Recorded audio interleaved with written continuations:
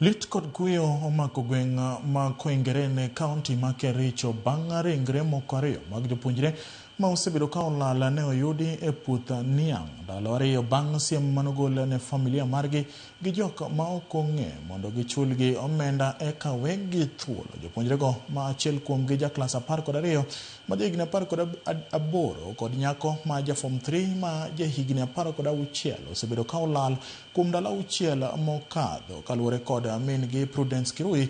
Jok mane ondhiyo nyithindego ne dwaro kuome silings 20,000. Familia ne ogo lipot ka obila ka jopiny masani ni kod ichwang' ose obila kuom keto yom kedo gi weche njore mapiyo. Nonro mar obila yango ni nyithindo ariyogo ne nigi tudruok mar osiep. Jopuonjre manyako ne oyudi ka obambi gi ji mathoth kendo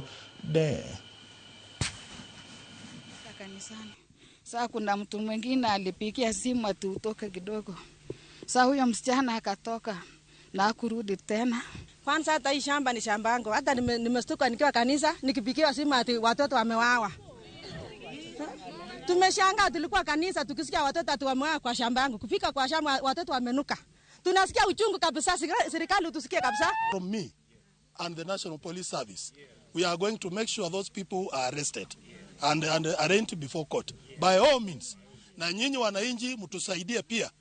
Those who have clues about who could have abducted these two little children, let him share with us. Musiwe waoga wa kupasha polisi habari.